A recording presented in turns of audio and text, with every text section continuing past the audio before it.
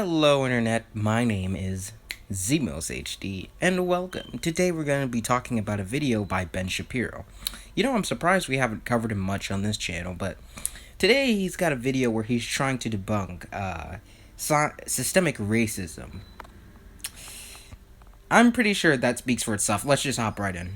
Okay, so there's a video that is going around on Facebook and on YouTube. It's from ACT TV called Systemic Racism Explained. Makes some interesting arguments, and I thought it's worthwhile going through them a little bit. So we're going to play the video, we'll stop it, we'll discuss. This is Jamal. Jamal is a boy who lives in a poor neighborhood. He has a friend named Kevin, who lives in a wealthy neighborhood.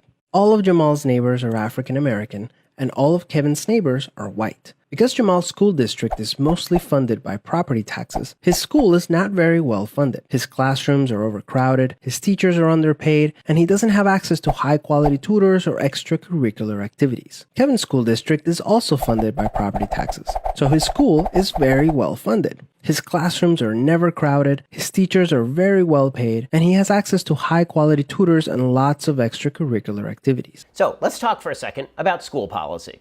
The reality is that if you wanted Jamal to be able to go to Kevin's school, what you'd want is something called school vouchers. You want people to be able to move away from their school districts. One of the chief reasons that Jamal is confined to his local public school is because of democratic policy that has decided that you must go to school in the district where you live. And this is also why a lot of people have left lower income areas and moved out to higher income areas specifically for better public schools. So if you want Jamal to have the same educational opportunities as Kevin, perhaps you should have school vouchers for private schools, or perhaps you should have charter schools, which is what Mayor Bill de Blasio in New York is fighting against, or perhaps you should break the teachers' unions, which are costing a fortune, particularly on a disproportionate level in areas where they're not spending enough taxpayer dollars. So I'm all for improving Jamal's schools. I'm also all for Jamal having all the same educational opportunities as Kevin. The problem is most Democrats are not. Nice, Democrats are the real racist meme. I really love that one. But no, seriously, school vouchers don't solve the problem of the black neighborhood schools being shitty. This is like if we had a bookshelf and you see like cracks in the bookshelf and you go, "Hey John, there's cracks in the bookshelf. We should probably replace the bookshelf." And John goes, "Well, we could just move those books to another part of the bookshelf." And it's like, well, yeah, but don't you want to fix these parts of the bookshelf? Like, it's gonna break eventually. It's not a good system. It's not good. And John goes, "Well, we could just always move them." Like, it doesn't address the question. But also, school vouchers aren't actually that efficient. We should really just invest in these communities to get more taxpayer money to the underadvantaged schools, so that way they can get a better education instead of just shipping them off to private schools. Also, to address the unions thing, you know that unions are actually more likely to preserve the budgets of schools, right? And that getting rid of unions often lowers school spending.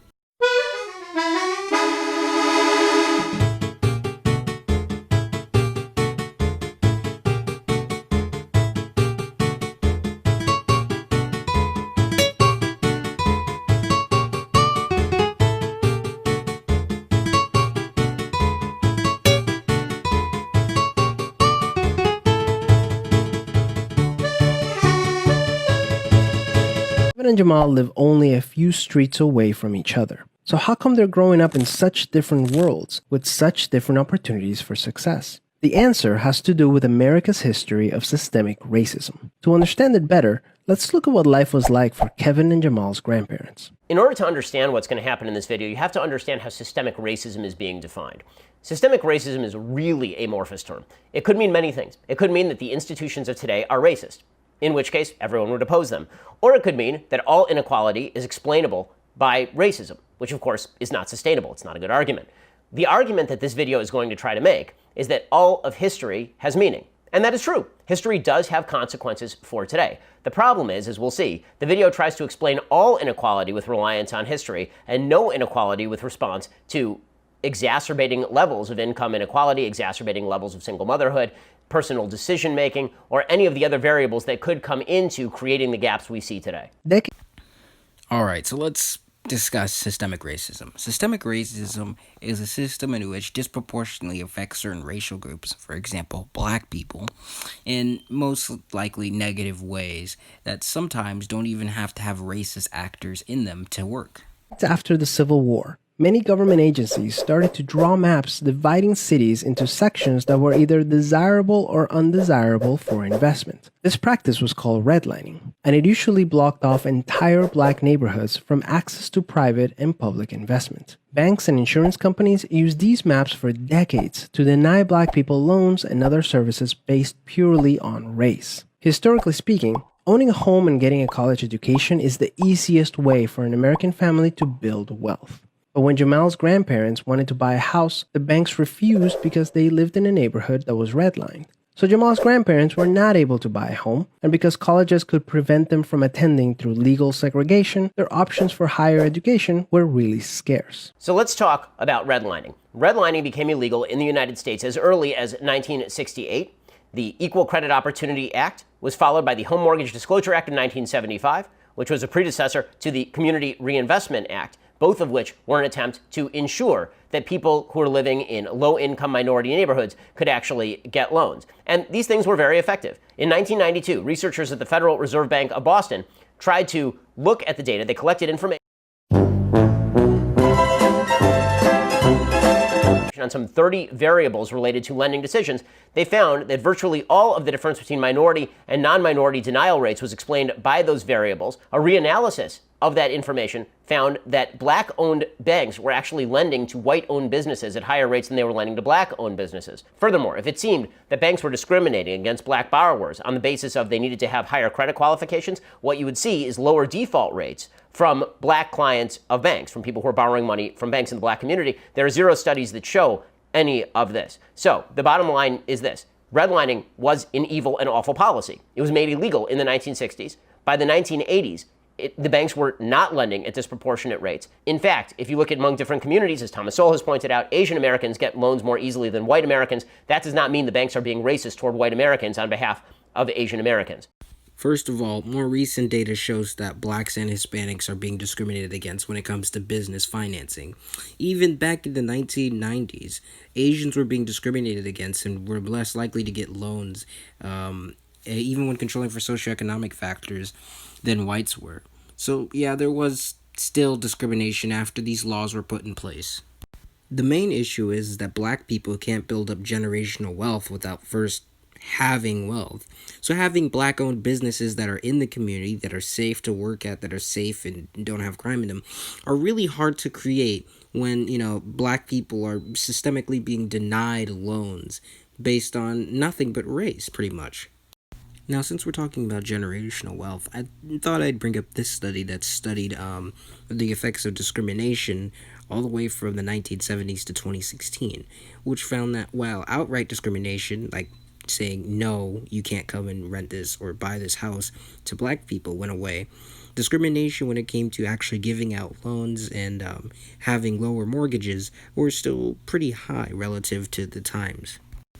So it's more likely that if you're a black person with a nice-sized family and you're going to, buy a house, you're going to have a higher mortgage and most likely won't get a good loan compared to white people who will get this loan. Now, this isn't every single case. This isn't all. This is just what's, in general might happen. And this is the type of stuff that prevents black people from, again, generating generational wealth.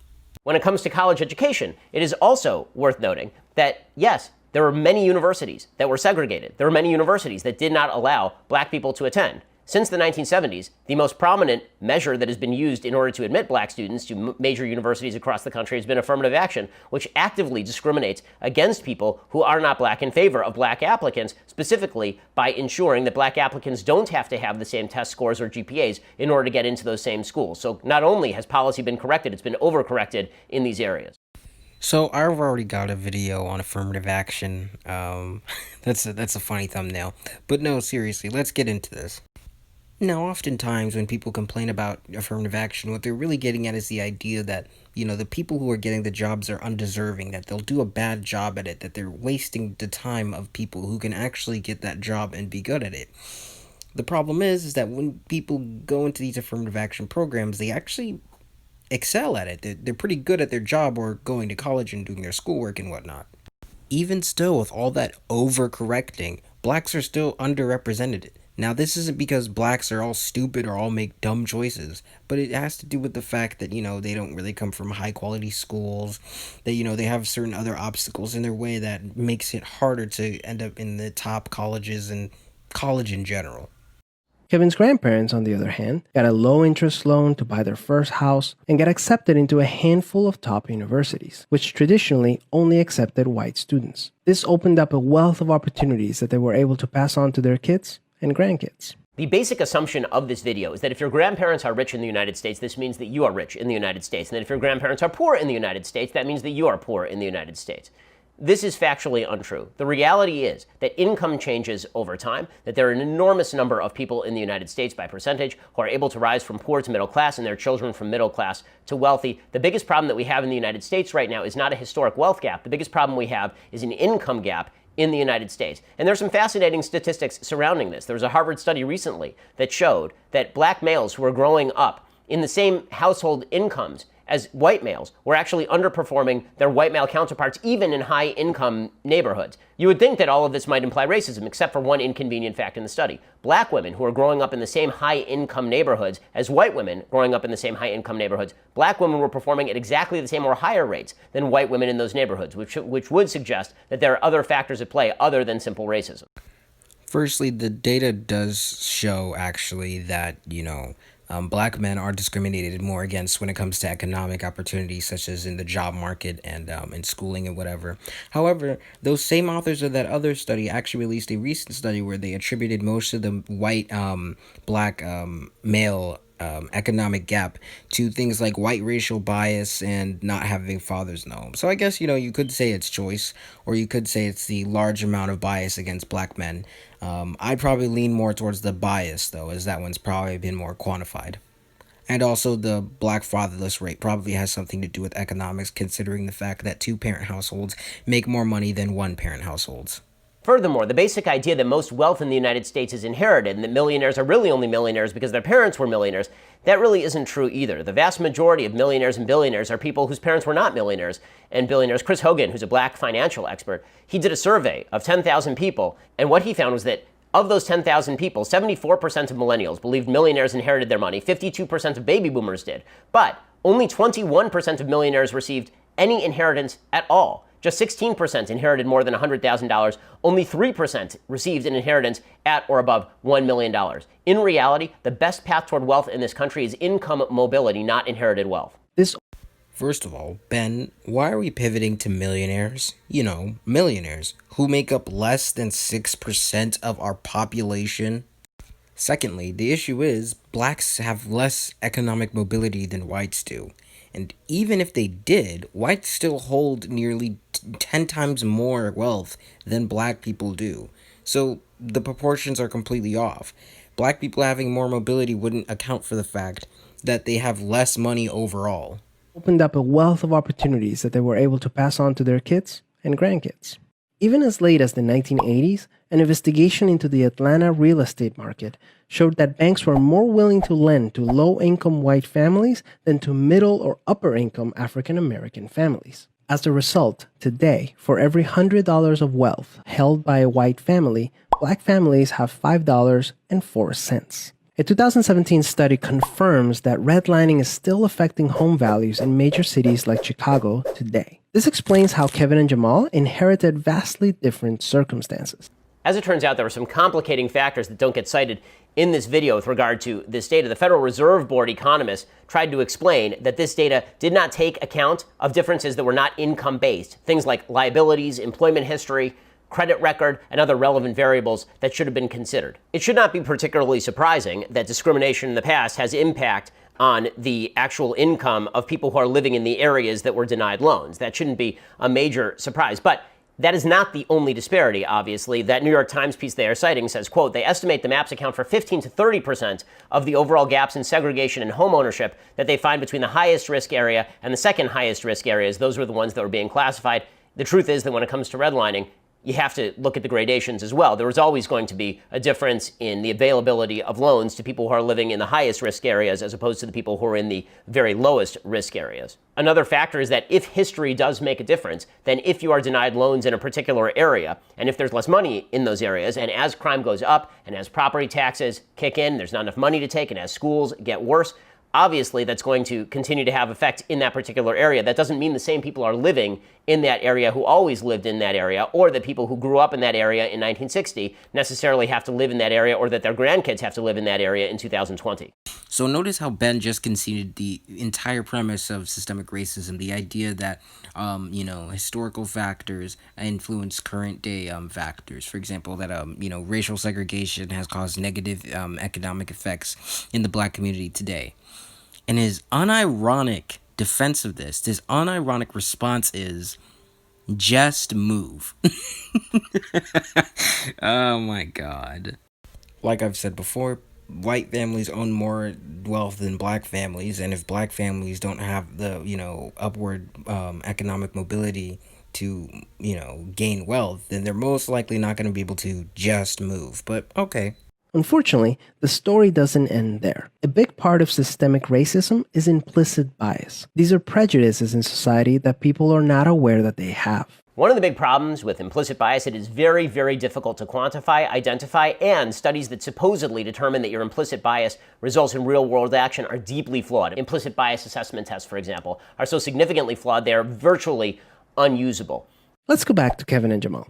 Against all odds, Jamal manages to be the only student from his high school to get accepted into a great university, the same one that Kevin and his high school friends are attending. But after Kevin and Jamal both graduate, Jamal notices that his resume isn't drawing as much interest as Kevin's, even though they graduated from the same program with the exact same GPA. Unfortunately for Jamal, studies show that resumes with white-sounding names get twice as many callbacks as identical resumes with black-sounding names. The research is actually a lot more interesting than what is being portrayed in this video. There are several studies here. There was one famous study that was done that suggested that first name differentiation was indeed being used by employers. So if your name was Lakeisha, for example, this is the name that is actually used in the study, Lakeisha versus Greg, that you are less likely to get a callback. There was another study that showed a historically black last name like Washington or Jefferson provided no actual differentiation from historically white names, like Greenberg, for example. So if your name was Steve Greenberg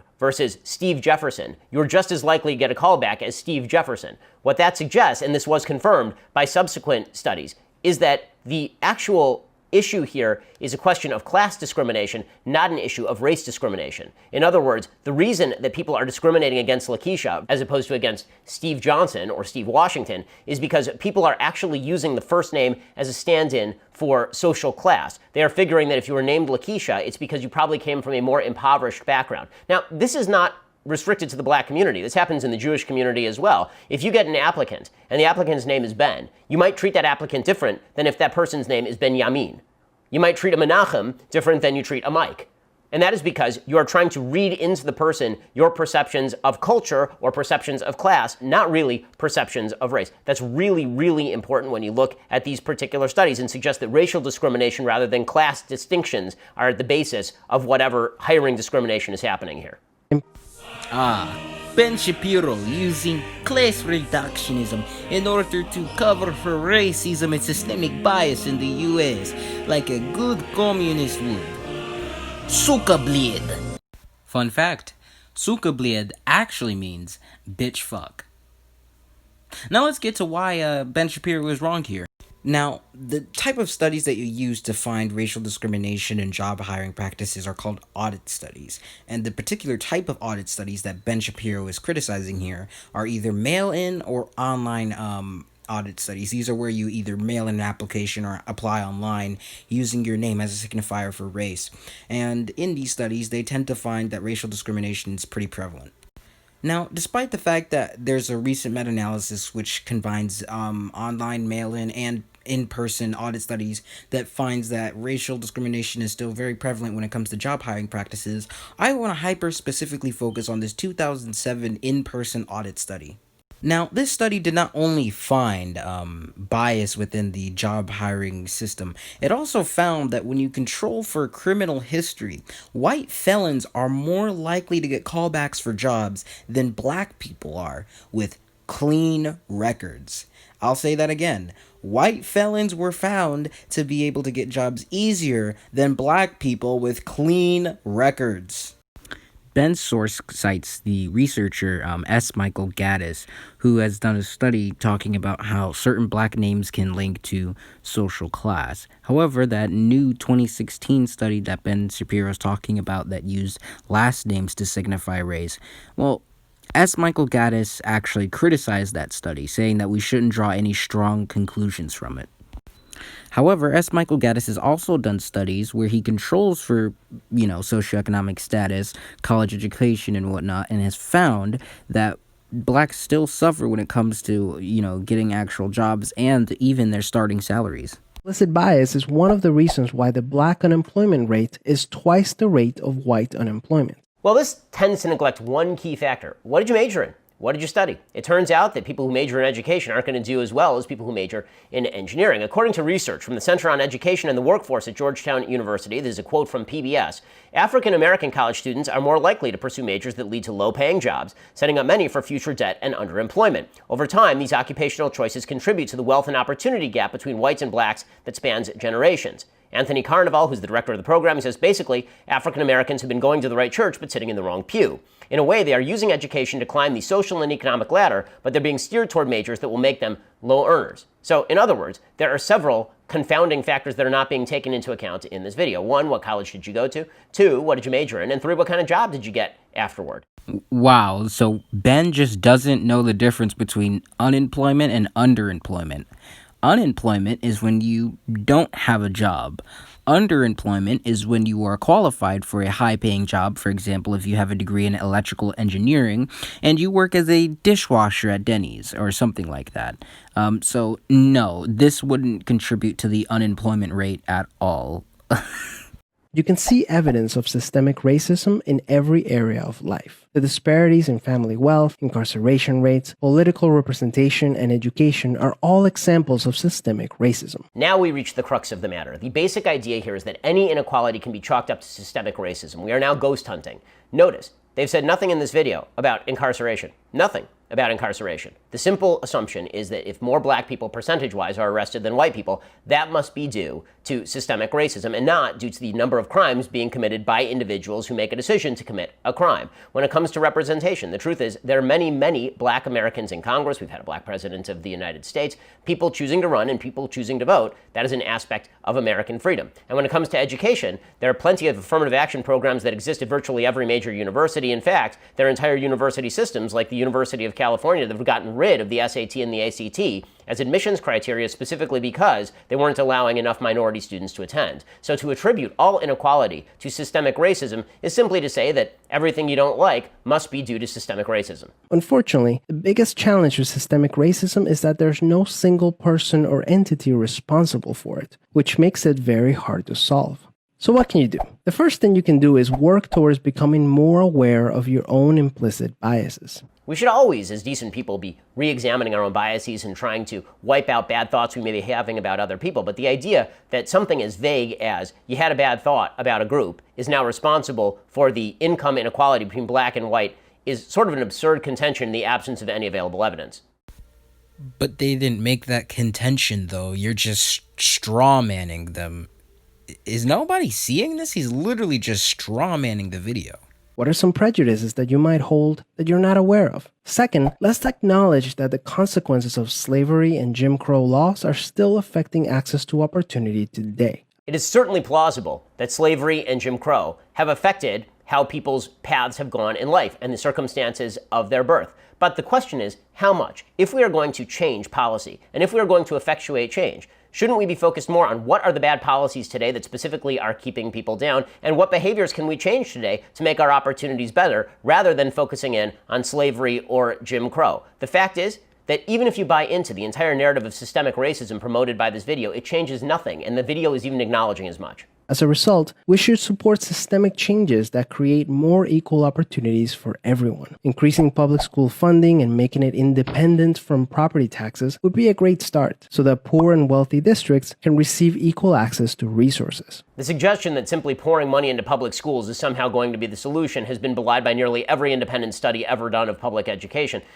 Obviously, we should be spending more on schools where not enough spending is going on, where there aren't school books or there aren't enough desks. But the real problem that's existing in educational performance has very little to do with income and a lot more to do with the access to educational opportunity provided in homes. If you have a single family home, it is very difficult for mom to be able to help with homework. If you don't allow kids to go to better schools outside their neighborhood, rather than simply pouring money into failed neighborhood schools, then you're not really granting opportunity. Firstly, well, yes, of course, throwing money at schools isn't just going to fix them, obviously. We do still need to invest in these schools, because otherwise they're just taking taxpayer money, and, we don't want to just send kids off to one school and, not have a school near their house that they can be safe around, that they can do extracurricular activities at. For the mom thing, the single parent thing, we can talk about things like, investing in tutoring for kids at schools, or investing in, online tutoring that they can take home, like computers with and shit. But just saying, oh, just go to another school isn't going to help. It's like if I went to the dentist for my molar having a cavity in it, and my dentist was like, just chew on the other side. Like, that doesn't address the problem. Systemic problems require systemic solutions. Luckily, we're all part of the system, which means that we all have a role to play in making it better. Peace. It's easy enough to say that we all have a role in making the system better, but when you suggest very few practical solutions other than rote democratic policies that have been failed nearly every time they've tried, it makes it difficult to believe this isn't just a political ploy, rather than an argument in favor of bettering individual human lives. To deny the effects of history would be idiotic. History obviously has consequences. And to deny that racism exists would be similarly idiotic. But to attribute every problem in American life to racism or inequity is to be foolish and counterproductive, and not to make the world a better place. And we end with a nice little straw man there. How cute. Well, I hope you guys enjoyed this video. I did do a lot of research for it, which is why it took so long for me to make it. Make sure you guys like, comment, subscribe. All the sources will be down in the description below. Again, all the sources down in the description below. So make sure you guys check those out. Peace.